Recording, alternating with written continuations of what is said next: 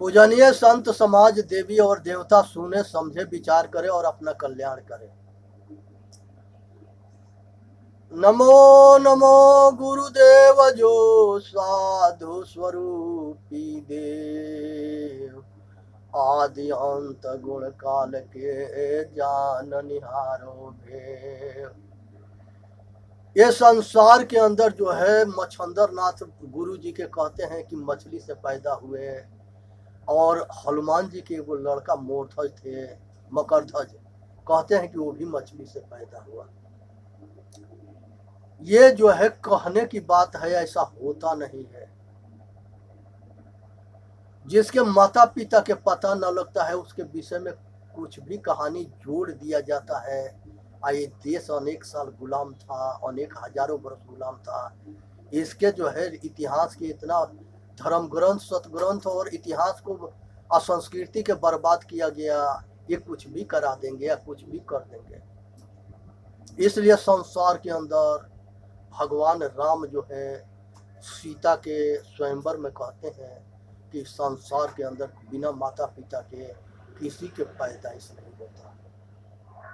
सीता के सखियों ने व्यंग किया था, उसी पर भगवान राम ने उत्तर दिया था। इसलिए इस बात को समझनी है, विचार करनी है। किसी को कहीं से कहते हैं कि किसी ने फूंक दिया बच्चा पैदा हो गया, ब्रह्मा के मुंह से, नाक से, बाजू से, पैर से, दुनिया भर के उसके सब जगह से बच्चा पैदा करवा दिए। वो लुगाई था कि सब जगह बच्चा पैदा कर रहे थे। ब्रह्मा एक कर्मकांडी ऊंच कूट के विद्वान महापुरुष थे, उनके छवि खराब किया गया। कहते हैं कि वो अपने बेटी संगे जो है संजोग कर लिए। ये सारी जो है उनकी छवि खराब किया गया। इतने जितना भ्रष्ट ये मूर्ख बताते हैं उतना भ्रष्ट ब्रह्मा जी नहीं थे। ये हमारे पूर्वजों के ऊपर कीचड़ उछाला गया है। इससे सावधान रहे, बचे, आप विचार करें, अपना कल्याण करें।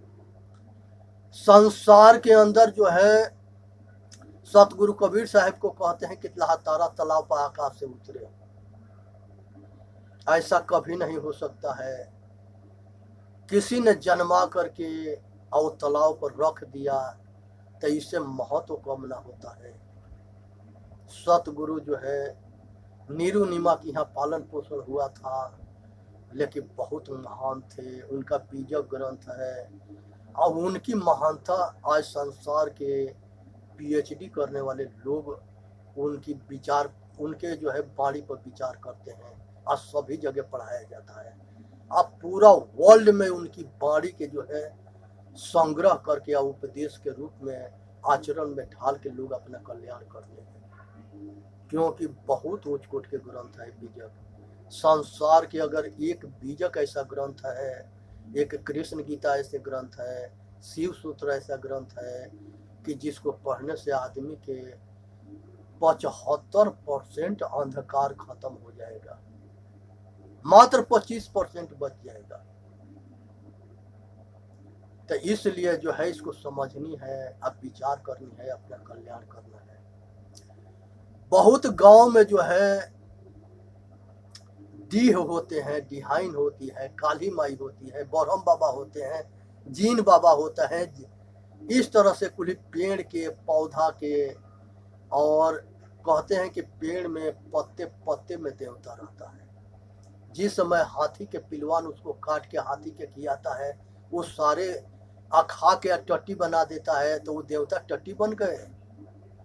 जो कहता है कि भगवान कण कण में है, क्या भगवान टट्टी में है?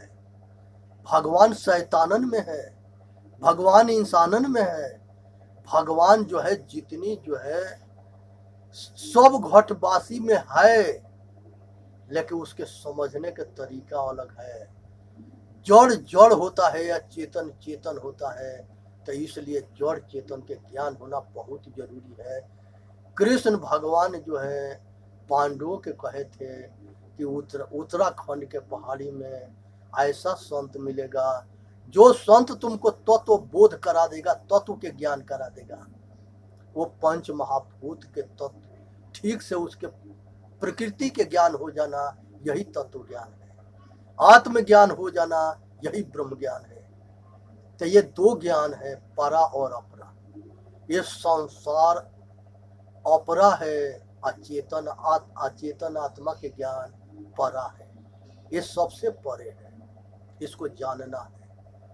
अब इस तरह से जो है ये संसार के अंदर जो है ब्रह्म को जो है बाहर ना खोजना है और ना पागल होना है।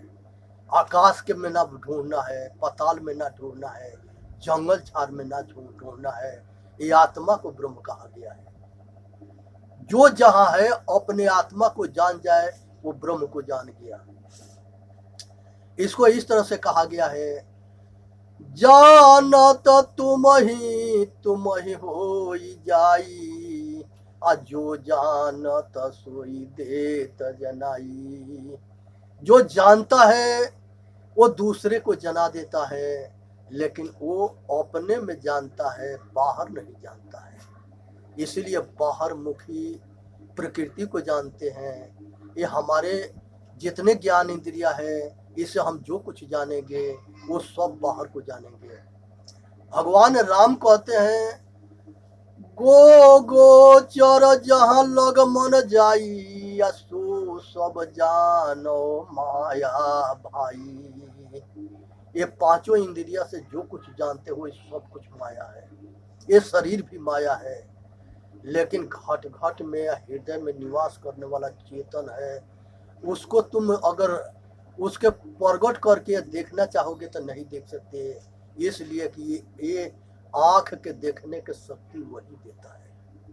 वो निरंकार रूप है, वो शक्ति है।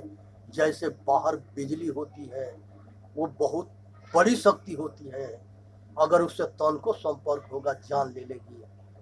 लेकिन वो जड़ है और ये चेतन है, ये ज्ञान करता है। बस इतना ही अंतर है, लेकिन शक्ति दोनों अपार है। ये चेतन रूपी शक्ति अपार है। जब चिमटी में जाता है तो इसके ज्ञान की शक्ति छोटा हो जाता है, और जब ये महापुरुष भगवान बनता है तो इसके चेतनता ज्ञान अपार होता है।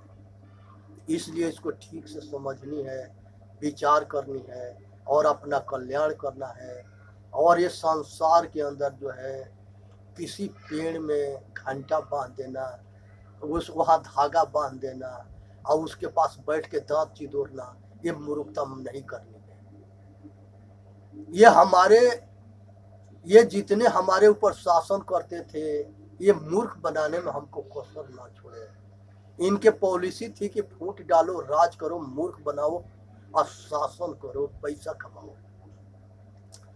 ये संसार के अंदर राजनेता, धर्म नेता मंदिर के ऊपर क्यों जोर देते हैं? आज बहुत ऐसे मंदिर है जिस मंदिर में करोड़ों के चढ़ावा है और लाखों की चढ़ावा है, तो वो इनकम के एक स्रोत है। ये राजनेता, धर्म नेता के जो है ये राष्ट्र हित से कोई मतलब ना है, ये समाज के कल्याण से कोई मतलब ना है। इससे मतलब संसार के सामाजिक लोग से है। वो चाहे तो राष्ट्र के हित कर सकता है। ये मेरा जो मूर्ति के मानने वाला है वो मूर्ति के प्रधान बना देगा, अगर राजा बनता है तो आज सबके उसके दास बना देगा।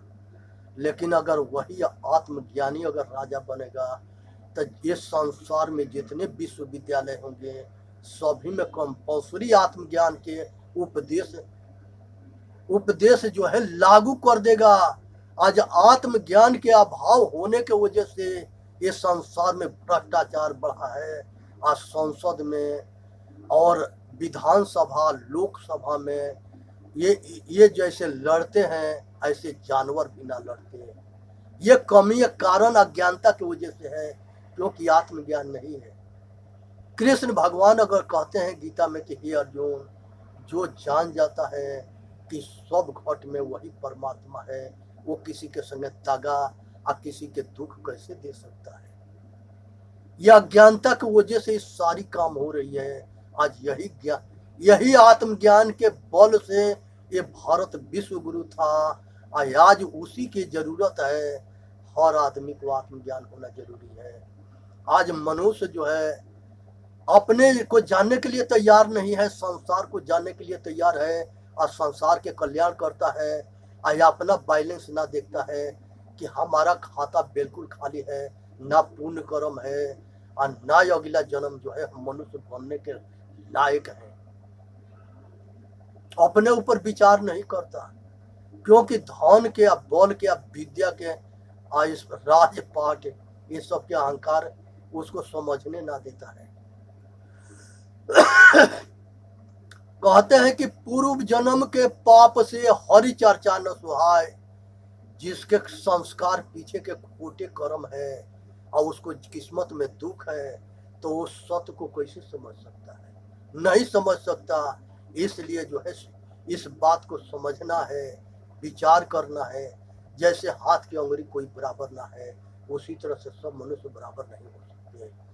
हाँ, इनकी जनसंख्या कम होता है और ज्यादा होता है। जब सतोगुणी की जनसंख्या ज्यादा होता है तो सतयुग होता है, जब कम होता है तो द्वापर होता है, त्रेता होता है। अब बिल्कुल ये तामसी वृत्ति वालन के जनसंख्या ज्यादा होता है तो यही कलयुग होता है। ये काल के युग है। काल के मतलब कि अहंकार के युग है। ये अहंकार जो है सबके पतन के कारण होगा, इसलिए इसमें बचना बहुत कठिन है। सतगुरु कबीर साहब कहते हैं, चलते चौकी देख के दिया कबीरा रोय, आ दो पाटन के बीच में साबुत बचा न कोई। भैया, जो चक्की में गेहूं डाला जाता है उसमें साबुत कोई नहीं बचता है, लेकिन उसमें भी साबुत बचता है जो कील के सहारे होता है। उसी तरह से ये धर्म के सहारे जो रहता है वो ये दुनिया में बचता है, नहीं तो सारे जो है लोक पर लोक खराब करके आज जन्म मरण के चक्कर में 84 में चले जाते हैं। तो यहाँ बचनी है, समझनी है, अपना कल्याण करना है, इसी में मानव जाति के हित है। यहाँ कृष्ण भगवान के नचनिया बजनिया बना दिए कि वो जो है लिंगे जो है बिना कपड़ा के लड़की नहा रही थी जमुना में, तो वो पेड़ पर सबके कपड़ा लेके जाते हैं, आज सबको बिना कपड़ा के बुलाते हैं। इतना भ्रष्ट कृष्ण भगवान को बनाया गया। ये सोचने के विषय है कि ऐसे आदमी को जो है फांसी डाल देना चाहिए। ऐसा कभी हुआ नहीं है। कृष्ण भगवान के वेद में आया है कि मथुरा के अंदर जो है एक जो है यादव वंशी राजनीति के या धर्म नीति के बहुत ऊंच कूट के वीर परंगत शक्तिशाली राजा है जो शासन करता है। ये कहां से लिया लिए सब कहानी? कहीं चूड़िहानीन बनाते हैं, कहीं नचनिया बनाते हैं, कहीं 16,000 पत्नियां बताते हैं, कहीं गोपिका बनाते हैं। सखी संप्रदाय मथुरा में चलता है। जो रजस्वला होती है, जो कपड़ा भग में लगाते हैं लाल होता है, उस तरह से वो बच्चा पैदा करती है। मूर्ति के सूता वो खिलाती है, कपड़ा पहराती है, पंखा डोलाती है और उसके पास सूत के बच्चा पैदा करती है। एक सेठ के लड़का होता है और उसकी शादी होती है और वो लड़का आत्मज्ञानी हो जाता है, तो उसकी माँ जो है बहू के जब घर में आती है तब बहू के लेके शंकर जी के मंदिर में जाती है। लड़का नहीं चाहता है, वो मूर्ति पूजा से बहुत दूर था, तो उसकी माँ नहीं मानी, लेके गई। लड़का जो है चुपचाप जो है कलकत्ता चला गया और 5 साल तक ले नहीं आया। उसके माता पिता बुलाते रहे कि बेटा आ जाओ, कहे कि नहीं, जब तक ले तुम्हारे बहू के बच्चा ना पैदा हो जाएगा तब तक हम नहीं आएंगे। तो इन्हों कहती है कि ये मंदिर वाला सब कुछ देता है या सब कुछ करता है, अपना बहू के ले जाके करवा ले, वहां पंडा है वो कर देंगे। इसलिए जो है ये पाखंड के खत्म करने की जरूरत है। आज जो है ये देश के अंदर जो है विदेशी आया, डंटा के जोर से मंदिर तोड़े, इसको गुलाम किए, शासन किए, और किस कोर्ट कचहरी से ये फैसला करके इस पर शासन किए थे। आज यहाँ के लोग जो है इंतजार करते हैं कि कोर्ट फैसला करेगा तब हम अपने भारतवर्ष को आर्यावर्त बना करके स्वतंत्र होंगे। जिसकी जान होती है ताज और तखत हमेशा शक्तिशाली आदमी के हाथ में होता है। आज जो है अशोक सम्राट था, ये हिंदुस्तान के अलावा अगल बगल के जितने छोटे छोटे देश थे सबको भारत में मिला लिया था, क्योंकि बुद्ध धर्म के अनुयायी होकर के अब बुद्ध धर्म के प्रचार कर रहा था और अपना ज्ञान बुद्धि के बल पर दुनिया को अपना सहयोगी बनाया था। जितना हम किसी के मार पीट करके अपना नहीं बना सकते, उतना हम प्रेम से सबके अपना बना सकते हैं। ये प्रेम में बहुत बड़ी शक्ति है। आज नरेंद्र मोदी पूरा हिंदुस्तान के, पूरा वर्ल्ड के लोकप्रिय अगर नेता है तो क्यों है? सबके आदर देते हैं और सबसे आदर पाते हैं। उसी तरह से आदित्यनाथ योगी लोकप्रिय नेता है और हमारे बहुत सभी पार्टी में अच्छे अच्छे नेता हैं जो लोक हित में काम करते हैं और सभी वो सभी जो है आदरणीय हैं और जो ये देश के धर्म के मार्ग में राष्ट्र हित में काम करेगा, ये संसार के सारे शक्ति उसके सेवा में तैयार रहेगी।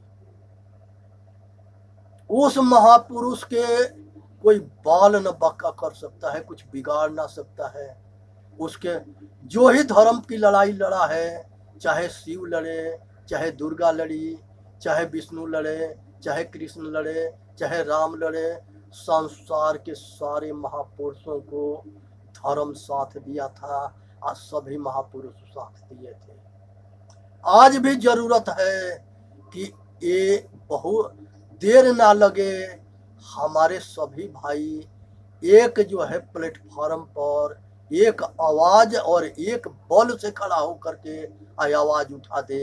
ये देश आज भी पूर्ण स्वतंत्र आजाद हो जाएगा। आज आपसी फूट के कारण ये गुलाम था, हमारे फूट के कारण आज भी जो है दुर्दशा हो रहा है। इसलिए सबके सम्मान करो, सबके सम्मान करो, सबके रक्षा के हित रखो और सबके कल्याण के भावना लेके काम करो। हिंदू, मुसलमान, सिख, ईसाई, पारसी, यहूदी, ये सब आपस में सब मनुष्य हैं, सबके अंदर वही चेतनात्मा है। किसी के मार पीट करके और किसी के जान ले करके हम जो है बड़ा काम नहीं कर सकते। हम जो है अहिंसा के बल पर हम बहुत बड़ा काम कर सकते हैं। इस कुछ तत्व ऐसे हैं कि आपस में लड़ा करके और नरसंहार कराते आए हैं। ऐसे लोग से बच के रहनी है।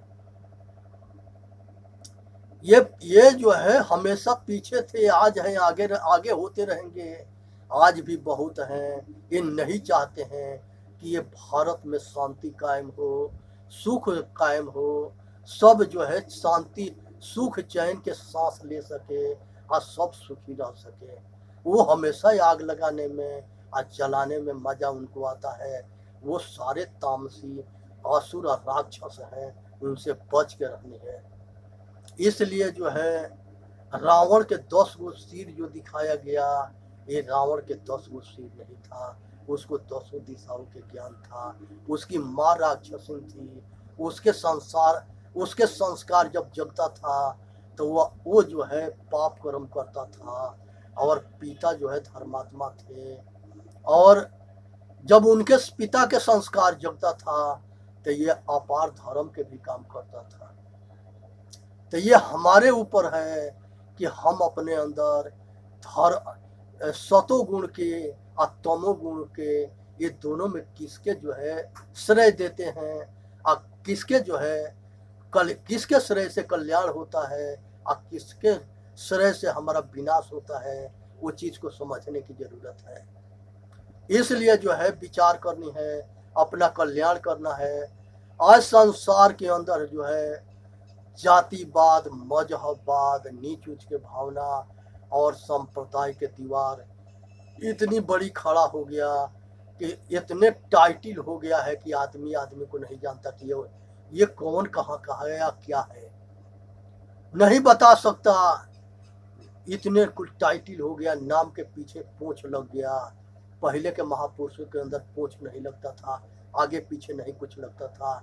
मात्र होता था भरत, दशरथ, शिवी, हमारे मनु, विश्वकर्मा, इस तरह से आगे पीछे टाइटल ना होता था।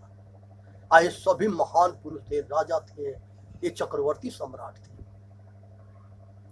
ये पूछ ना लगाए दशरथ, राम, जनक, यहाँ किसके पीछे पूछ लगा है? कुछ है आगे पीछे? लेकिन आगे आज जो है, जो मंदिर के अंदर बैठा है, उसको अगर परीक्षण किया जाएगा तो उसके पास आत्मज्ञान नहीं है। जिसके पास आत्मज्ञान होगा वो किसी का हित कर ही नहीं सकता।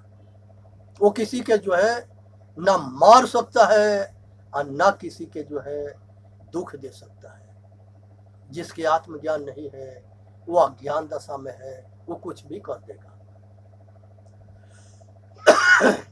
इसलिए आज जरूरत है जातिवाद से, मजहबवाद से, नीच ऊंच के भावना से ऊपर उठना है। भगवानवाद के भरोसे ना बैठना है, अपना पुरुषार्थ को जगाना है और अपने किस्मत रूपी, अपने कर्म रूपी कलम से अपना किस्मत लिखना है। ब्रह्मा किसी के कलम, वो किसी के किस्मत नहीं लिखता। ब्रह्मा के किस्मत किसने लिखा? आज संसार में इतने विद्वान है, इतने महान होने के बाद उसके कहीं कोई पूजने वाला ना है। एक मंदिर है भी पुष्कर में, तो वहां पर भी जो है कोई विशेष बात ना है। तो इसलिए जो है ये सबको समझे, जाने, विचार करें, हमारे नीच ऊंच के भावना से ऊपर उठे, आप पक्षपात रहित होके, पछा पछी के कारण सब जग रहा भुलाए, निरपक्ष हो के हरि भजे सोई संत सुजान। निष्पक्ष होके परमात्मा को भजो। यह हरि शब्द जो है सतगुरु है, प्रभु जो है, ये स्वामी, मालिक, ये सब संत गुरु है। इन्हीं के शरण में कल्याण होता है और कहीं नहीं होता। इसलिए जो है विचार करनी है, अपना कल्याण करना है। आप भगवान के भरोसे ना बैठनी है, पुरुषार्थी बननी है। ये बेरा बैठ जाओगे, कर्म नहीं करोगे तो तुम्हारा जीना हराम हो जाएगा। कृष्ण भगवान गीता में कहते हैं कि हे अर्जुन, हम सब कर्म करेंगे तब शरीर के निर्वाह हो सकता है, नहीं तो शरीर के निर्वाह नहीं हो सकता। जो हम सब पीछे थे, आज हैं, आगे रहेंगे, और हम सब सदा रहते हैं। शरीर बदलता है, जिस तरह से शरीर कपड़ा बदलता है, वैसे चेतनात्मा ये शरीर बदलता है। जिस तरह से हम निद्रा में जाते हैं, वैसे ही हम मौत में जाते हैं। लेकिन जिसकी आसक्ति रहती है संसार के प्रति, वो दुख से सब छोड़ता है और उसके दूसरे जन्म होता है। आज जो निष्कामी होता है, निर्द्वंदी होता है और आत्मज्ञानी होता है, अंतर्मुखी होता है, वो जीते जी सब कुछ छोड़ा हुआ होता है। एक गैस बत्ती होता है, उस गैस बत्ती में एक मेल्टर होता है और वो बिल्कुल जल गया होता है, कपड़ा के होता है, लेकिन रोशनी बहुत अच्छा देता है। उसी तरह से किसी चीज के बीज है, उसको आग में अगर हम भूज देंगे तो उसके जामने की शक्ति नष्ट हो जाएगा। उसी तरह से हम अपना कामना वासना के आग के वैराग और विवेक रूपी आग में भूज देंगे तो आगे हमारा जन्म मरण के चक्कर छूट जाएगा। बस यही काम करना है। संसार में आगे कुछ की इच्छा ना रह जाना। राग और द्वेष, तृष्णा, कामना, वासना, ये सब छूट जाना चाहिए। ये सब जो है विवेक वैराग की आग में जल जाता है। इसलिए जरूरत है कि ऊंच कोट के आत्मज्ञानी बनो, स्वाध्याय करो, साधन करो और वैरागी बनो और स्वरूपस्थ होके अपने आप में लौट आओ, अपने स्वरूप में लौट आओ।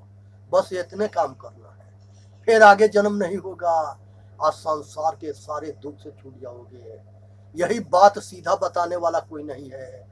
भागवत में कमाने के लिए वो अपना दुकान खोल के बैठा है और वो बात बना करके कमाएगा, उसको तुम्हारे भलाई से मतलब ना है।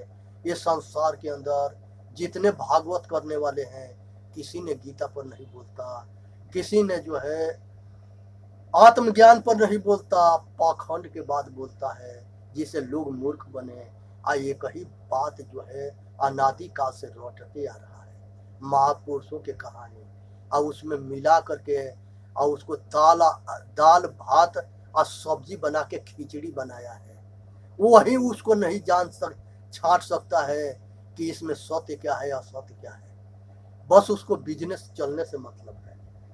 इसलिए पाखंडियों से बच के रहे, और ये किसी के कल्याण नहीं करेंगे।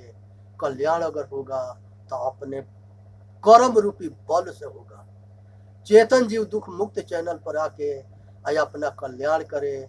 बोलिए सतगुरुदेव की जय। साहेब बंदगी, साहेब बंदगी, साहेब।